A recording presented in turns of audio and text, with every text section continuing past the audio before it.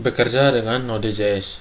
Dalam Node.js, terdapat banyak modul dan kelas yang memiliki fungsi spesifik yang bisa disebut dengan Node.js API, atau kepanjangannya adalah Application Programming Language Interface atau Pustaka Standar-Standar Libler. Pada modul kali ini, saya akan menjelaskan tentang materi-materi esensial yang perlu dipahami pada saat kita bekerja di lingkungan Node. Dalam bab ini, kita akan membahas tentang konsep dasar dalam Node.js dan penggunaan modul-modul maupun kelas-kelas penting yang telah disediakan di dalam Node.js. Kita mulai dari materi pokok. Yang pertama, konsep-konsep dasar Node.js. Sebelum melangkah lebih jauh ke pembahasan selanjutnya, pada bagian ini kita akan membahas sekilas tentang konsep-konsep dasar dalam Node.js agar Anda dapat memahami cara kerja dari aplikasi yang dibuat menggunakan Node.js. Yang pertama yaitu pemrograman event driven. Tulisannya dapat dilihat di layar. Maaf kalau saya salah membaca. Dalam proses eksekusi kode Node.js menggunakan mekanisme event driven, dalam mekanisme ini, suatu aksi akan dilakukan ketika kejadian atau event tertentu terjadi. Mekanisme event driven pada umumnya digunakan pada aplikasi-aplikasi berbasis GUI atau pada saat menggunakan JavaScript untuk manipulasi objek DOM atau dokumen objek model di lingkungan web browser. Sebagai contoh, satu aksi akan dilakukan setelah tombol tertentu diklik atau setelah item di dalam combo box diubah. Aksi biasanya ditulis dalam bentuk fungsi dan sering disebut sebagai event handle code yang digunakan untuk menangani event tertentu. Pada saat aplikasi Node.js dieksekusi, Node.js akan menjalankan event loop dan aplikasi akan berada dalam keadaan diam atau idle sampai mendengarkan atau menunggu suatu event terjadi. Sebagai contoh, ketika terjadi permintaan dari komputer klien, aplikasi Node.js akan mendeteksi permintaan tersebut sebagai event dan akan menjalankan fungsi yang dijadikan sebagai event handle. Perhatikan contoh kode berikut pada layar. Oke, pada contoh di layar kita membuat objek dari kelas http.server atau kelas server yang berada di dalam modul HTTP. Dengan cara memanggil fungsi HTTP GRET server, objek tersebut selanjutnya digunakan untuk mendengarkan permintaan yang dikirim melalui port 3000. Setiap permintaan yang terjadi akan memicu event request yang kemudian akan ditangani oleh fungsi onRequest. Berikutnya kita akan mempelajari kelas event emitter. Node.js memfasilitasi mekanisme event driven melalui kelas event emitter yang berada dalam modul events. Sebagian besar kelas di dalam Node.js merupakan turunan dari kelas event emitter. Semua objek dari kelas event emitter dan kelas turunannya dapat memicu terjadinya event tertentu. Sebagai contoh, fs read stream akan memicu event open ketika suatu file dibuka untuk dibaca datanya. Node.js mengizinkan kita untuk mendefinisikan event tertentu pada objek yang kita buat. Syaratnya, objek tersebut perlu dibuat menggunakan kelas event emitter atau kelas turunan dari kelas event emitter. Perhatikan contoh kode program berikut ini.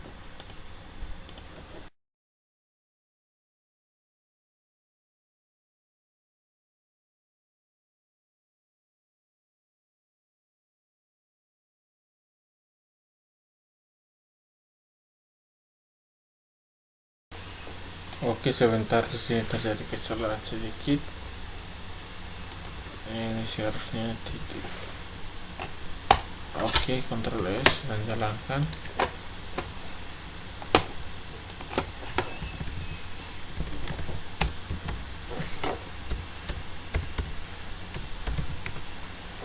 Oke, pendefinian event di dalam objek dari kelas event emitter dilakukan menggunakan metode on.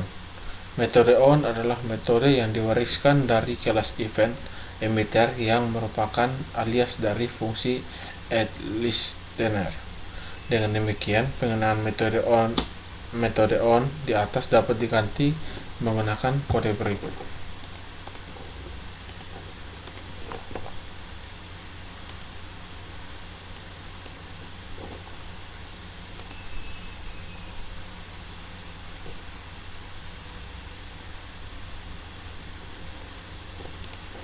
Sebentar, kita ganti ini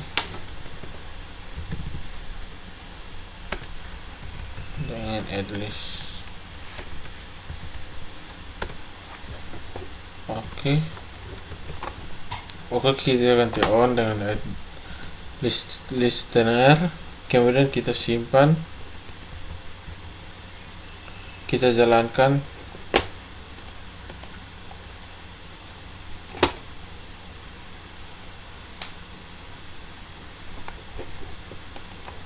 Kemudian kita ketikkan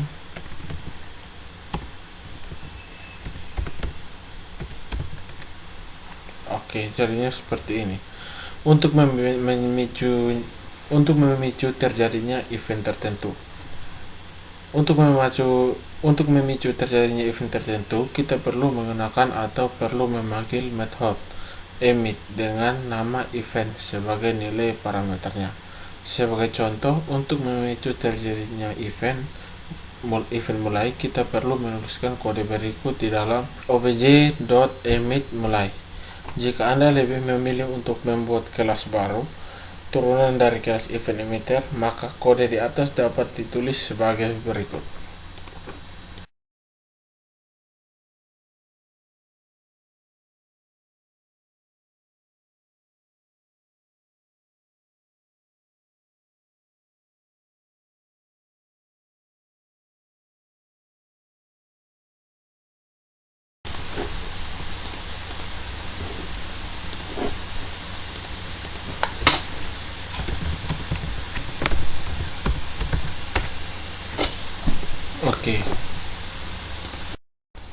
Blocking I/O dan non-blocking I/O. Terdapat dua metode yang dapat digunakan untuk melakukan operasi input atau output di dalam Node.js, yaitu blocking input-output dan non-blocking input-output.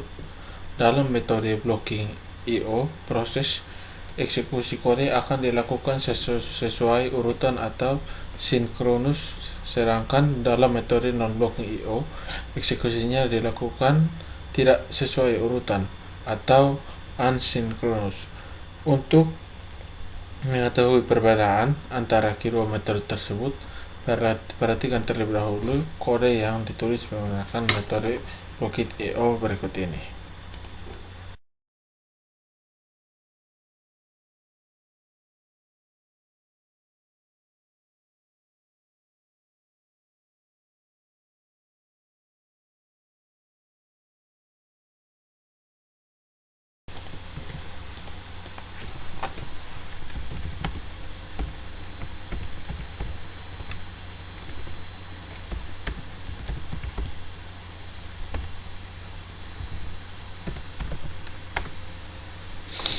Pada metode blocking I/O seperti di layar, perintah program akan dieksekusi sesuai dengan urutannya.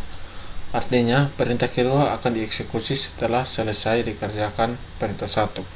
Demikian juga dengan perintah ketiga yang akan dikerjakan setelah perintah kedua selesai. Selanjutnya, perhatikan kode berikut ini yang menggunakan metode non-blocking.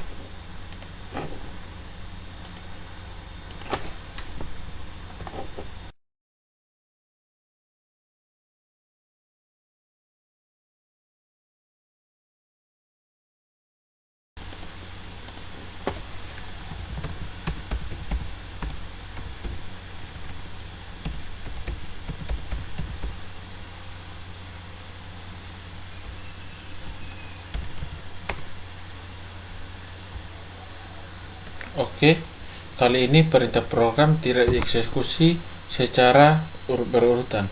Pada contoh di layar, kita menunda eksekusi perintah kedua selama 2 detik menggunakan fungsi set timeout. Sambil menunggu waktu tunda selesai, Node.js akan mencoba untuk menjalankan perintah-perintah lain yang dapat dieksekusi lebih dahulu. Dengan demikian, fungsi set timeout merupakan fungsi yang akan dipanggil menggunakan metode non-blocking I/O. Sebagian besar pustaka standar yang berkaitan dengan I/O di dalam fungsi Node.js disediakan dalam dua versi, yaitu versi untuk blocking I/O dan versi untuk method non-blocking I/O. Fungsi-fungsi yang menggunakan metode blocking I/O pada umumnya ditandai dengan akhiran async, yang berarti sinkronus.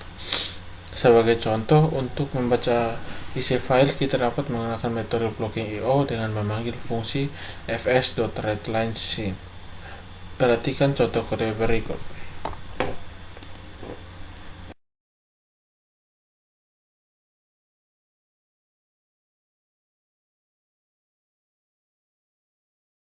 Oke, programnya sudah selesai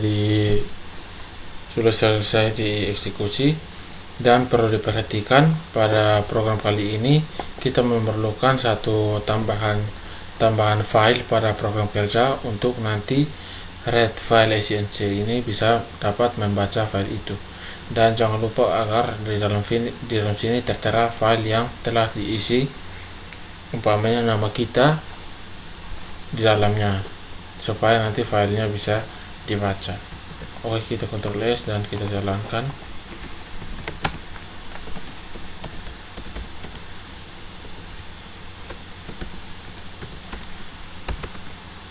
Oke, filenya jadinya seperti ini.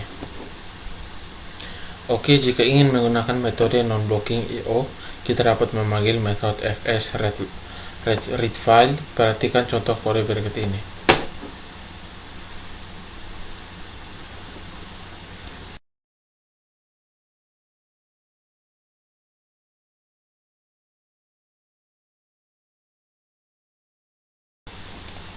Oke, kemudian kita Ctrl S dan jalankan.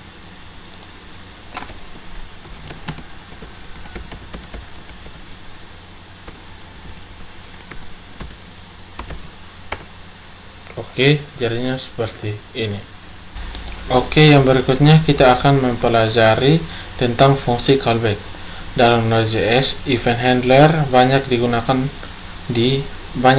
diimplementasikan menggunakan fungsi callback, yaitu fungsi yang diperankan sebagai parameter dari fungsi lain. Perhatikan kembali potongan kode berikut ini di layar.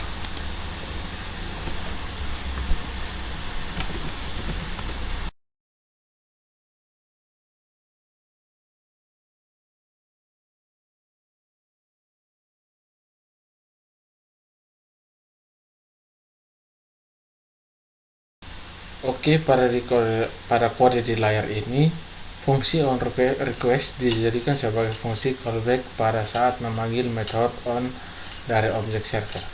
Sebagian besar fungsi callback yang digunakan dalam Node.js adalah fungsi tanpa nama atau anonymous. Fungsi dengan demikian, kode di layar ini dapat ditulis sebagai berikut.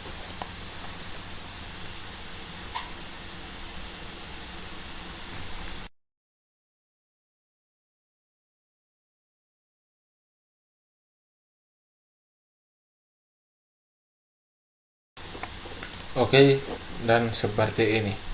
Terima kasih.